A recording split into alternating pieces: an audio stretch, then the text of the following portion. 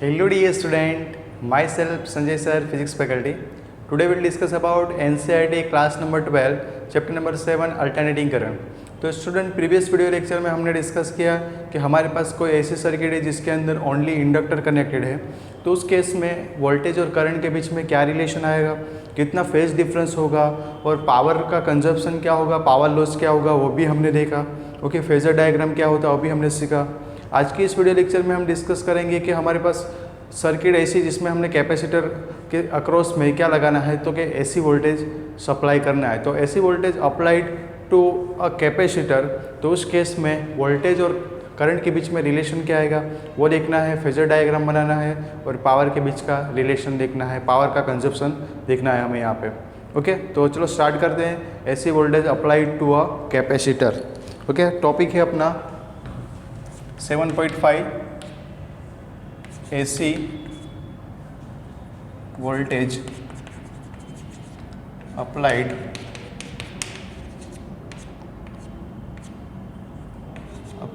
To a capacitor. Okay, जो topic है वो है AC voltage applied to a capacitor. के कैपेसिटर के अक्रॉस में आपको क्या लगाना है, एसी सोर्स लगाना है। तो आपको सर्किट डायग्राम पता है आपको कि सर्किट के अंदर जो हम सर्किट सिंबल ड्रॉ करते हैं वो कैपेसिटर का पैरेलल प्लेट कैपेसिटर बना दे इसे, और उसको एसी सोर्स अप्लाई करना है। एसी सोर्स का सिंबल भी पता है हमें, ये सर्कल के बीच में वेव जैसा दिखाते हैं हम। ओके, तो ये अपना हो गया कैपेसिटर के अक्रॉस में एसी सोर्स। तो ये जो सोर्स है वो अपना V equal to V M sine omega T, जो एसी जनरेटर में आया था। ये कैपेसिटर C है, इसके अक्रॉस में जो वोल्टेज ड्रॉप है उसको हम VC बोलेंगे। कोई इंस्टेंट पे इसमें करंट पास हो रहा है, वो करंट को हम कंसिडर करते हैं स्मॉल i, जो t इंस्टेंट पे है। ओके, क्योंकि अल्टरनेटिंग करंट है वो चेंज होते रहेगा, इसलिए आपको इंस्टेंट पे दिखा रहे हो यहाँ पर। अभी मुझे यहाँ पे करंट और वोल्टेज के बीच का रिलेशन दिखाना है, तो यहाँ पे जो करंट अंदर पास हो रहा है उस करंट का रिलेशन निकालने के लिए मुझे किरचॉफ लॉ अप्लाई करना पड़ेगा। तो एक क्लोज लूप के अंदर मैं किरचॉफ लॉ अप्लाई करूँ तो मैं लिख सकता हूँ इसे applying KVL in loop close loop. तो KVL क्या है student, summation IR equals to 0। Okay, या तो हम ऐसे भी लिख सकते हैं समेशन एप्सिलॉन T कोई इंस्टेंट पे वो 0। ओके, वैल्यू इसमें पुट करें, किरचॉफ लॉ अप्लाई करें, तो यहाँ से जा रहे तो V minus VC equals to 0। Okay, तो V इक्वल्स टू हम लिख सकते हैं VC, और ये VC क्या है तो कि voltage drop across the capacitor, वो क्या होता है तो वो होता है Q/C। ओके, कैपेसिटर के अक्रॉस में जो वोल्टेज ड्रॉप होता है वो कितना होता है Q/C, और V वैल्यू पुट कर दे तो Vm sine omega T equals to Q/C, ये आपका इक्वेशन है। ओके, अभी यहाँ पे क्रॉस मल्टीप्लाई करें तो यहाँ पे Vm sine omega T equals to Q। हमें तो करंट चाहिए, और करंट हमें चार्ज के ऊपर से मिल सकता है क्योंकि पता है हमें Q equals to I equals to हम लिख सकते हैं Q/T, ये फॉर्मूला है। लेकिन मैं चार्ज का डिफ्रेंशिएशन फॉर्म निकालो, ऐसे लिख सकता हूँ I इक्वल्स टू dQ/dt। तो मुझे क्या मिलेगा, यहाँ पे करंट मिल सकता है। तो मैं इस Q की वैल्यू इस इक्वेशन में पुट कर दूँ, ये Q की वैल्यू इस इक्वेशन में पुट करो और डिफ्रेंशिएशन करूँ तो मुझे क्या मिल सकता है, करंट मिल सकता है, क्योंकि मुझे यहाँ पे करंट का और वोल्टेज का रिलेशन लाना है। तो चलो लाते हैं रिलेशन। तो अपने पास I इक्वल्स टू फॉर्मूला है d/dt। Q की वैल्यू आई अपने पास Vm C, या तो C को आगे रखते हैं, Vm sine omega T. Okay, ये इक्वेशन हुआ। अभी स्टूडेंट इसमें C और Vm मैक्सिमम वैल्यू कैपेसिटेंस है, और C कैपेसिटेंस है, Vm मैक्सिमम वोल्टेज है। ये तो कांस्टेंट होता है, डिफ्रेंशिएशन में जो कांस्टेंट होता है उसको हम क्या करते हैं, बाहर लिखते हैं डिफ्रेंशिएशन से, और किसका डिफ्रेंशिएशन करते हैं, जो वेरिएबल होता है वो। तो वेरिएबल कौन है यहाँ पे, साइन ओमेगा टी। तो हम यहाँ पे ऐसे लिख सकते हैं I इक्वल्स टू CVm, यहाँ पे d/dt, या तो एक काम करते हैं Vm इंटू C लिख देते हैं। Okay, D by D T किसका डिफ्रेंशिएशन करना है, साइन ओमेगा टी का। तो साइन का डिफ्रेंशिएशन क्या होता है, प्लस कॉस, और जो टी के मल्टीप्लाई में है उसको कहाँ पे लेते हैं, आगे। तो यहाँ पे फॉर्मूला बनेगा I equals to V M omega C, यहाँ पे हो जाएगा कॉस ओमेगा टी। साइन का डिफ्रेंशिएशन क्या होता है, प्लस कॉस, तो यहाँ पे कॉस ओमेगा टी आ गया।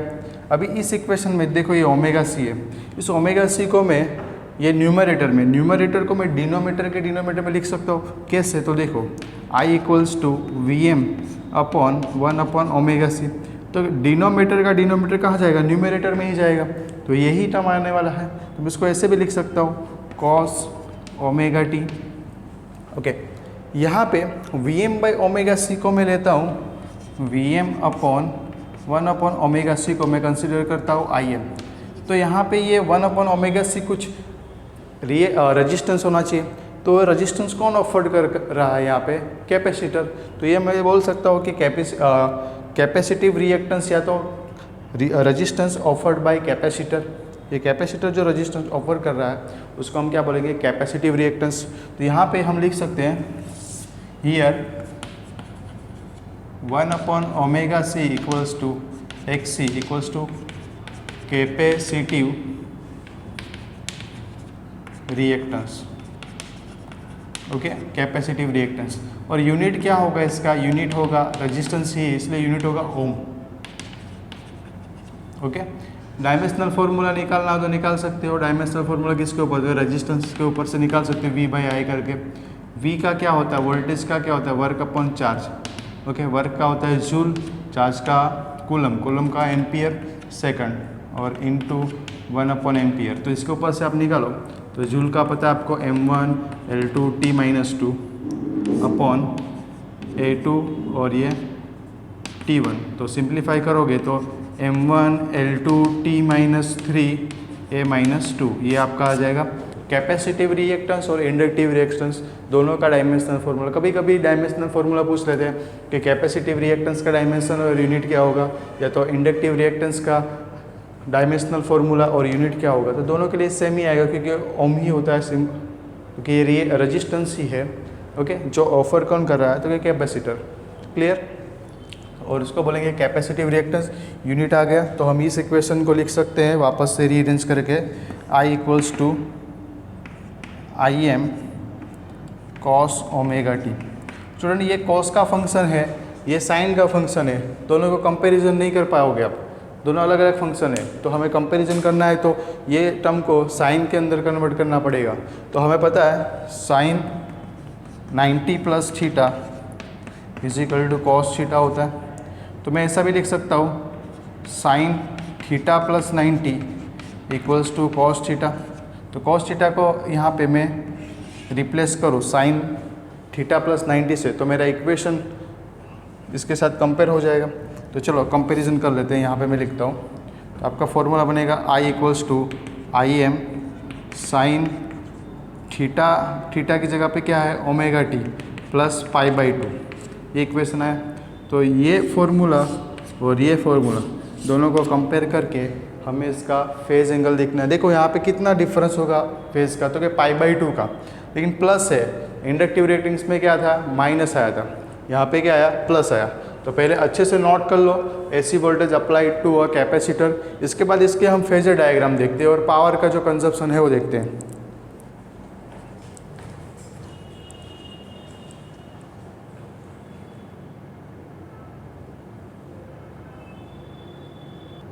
ओके स्टूडेंट, अभी डिस्कस करते हैं फेजर डायग्राम के बारे में। पहले तो वेव फॉर्म ड्रॉ करना है आपको, पहले फॉर्मूला क्या है वो देख लेते हैं।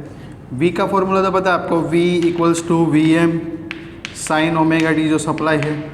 जो करंट आया आपके पास वो आया I M sine omega T plus pi by 2। इसका मतलब है यहाँ पे फेज डिफरेंस कितना है, पाई बाई 2 का है, उसमें भी पाई बाई 2 था, लेकिन यहाँ पे प्लस है। और इंडक्टिव रिएक्टेंस में क्या था, इंडक्टर वाले में क्या था, माइनस आया था। तो चलो पहले वेव फॉर्म ड्रॉ कर लेते हैं।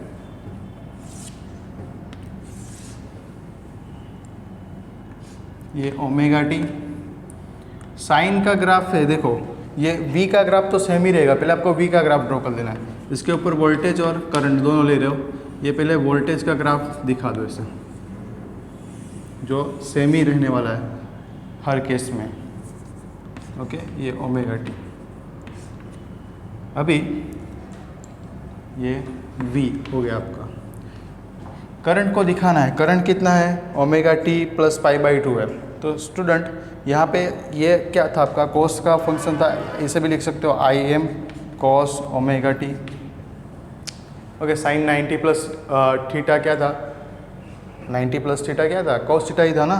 तो यहाँ पे कॉस का ग्राफ कहाँ स्टार्ट होता है, यहाँ से कि देखो ये 0, ये पाई बाई 2, ये पाई, ये 3 पाई बाई 2 और ये आएगा आपका 2 पाई। तो स्टूडेंट कोस 0 1 होता है तो ग्राफ यहीं स्टार्ट होगा, कोस पाई बाई 2 0 तो ग्राफ ऐसे जाएगा। और इससे थोड़ा नीचे दिखाना, इसलिए ग्राफ को थोड़ा नीचे रख के ऐसे डॉटेड लाइन से, और साइन कॉस 180 कितना होता है, -1, इसलिए नीचे ग्राफ आएगा ऐसे।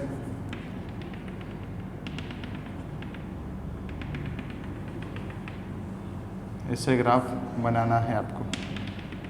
ओके,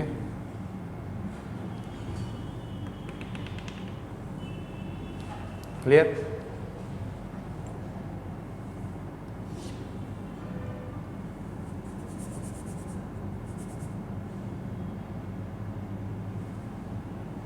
ओके, अभी फेजर डायग्राम के लिए यहाँ पे हमें क्या लेना है, कोऑर्डिनेट्स लेने हैं। कोऑर्डिनेट्स के लिए ऐसे डायग्राम बना सकते हो आप। ओके, बी हमें कोई इंस्टेंट पे, मान लो कि कोई इंस्टेंट ये ले लेते हैं,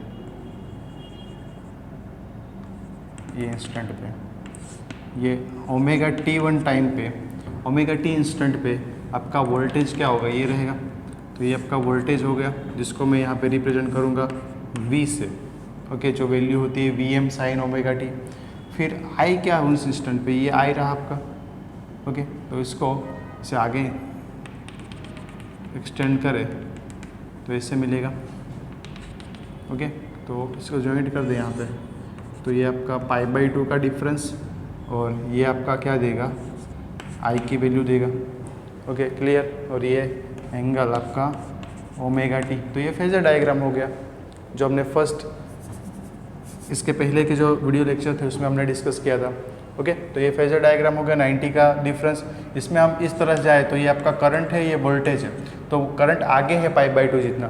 तो जब कैपेसिटिव आपके पास ओनली कैपेसिटर कनेक्टेड हो, उस केस में करंट लीड करेगा वोल्टेज से कितने फेज पे, पाई बाई 2 के ऊपर, मतलब वोल्टेज लेग करेगा, पीछे रह जाएगा कितने एंगल से, पाई बाई 2 से। तो आप यहाँ पे क्लियरली देख सकते हो कि देखो करंट यहाँ से निकल चुका है और यहाँ पे 0 हो गया, यहाँ पे करंट अभी निकल रहा है। ओके, यहाँ पे 0 हो रहा है।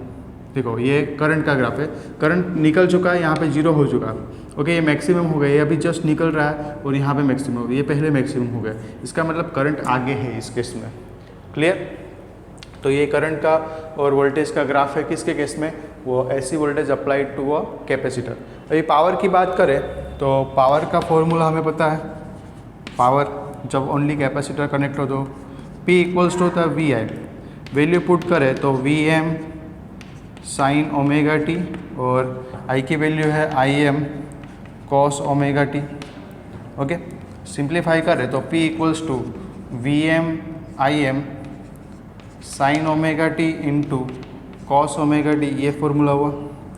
ये कोई इंस्टेंट के ऊपर है, इसको मैं 2 से मल्टीप्लाई और 2 से डिवाइड कर दूँ जैसे मैंने पहले किया था। तो यहाँ पे इक्वेशन आपका बनेगा P equals to Vm Im divide by 2, यहाँ पे आ जाएगा 2 sine omega T into cos omega T, ये इक्वेशन आया। Student 2 sine theta into cos theta क्या होता है, साइन 2 थीटा होता है, वो हमें पता है। Okay, 2 sine theta into cos theta क्या होता है, साइन 2 थीटा होता है। तो बस वैल्यू पुट कर दो तो P इक्वल्स टू आपके पास फॉर्मूला बनेगा Vm Im बाई 2, यहाँ पे आएगा साइन 2 ओमेगा टी।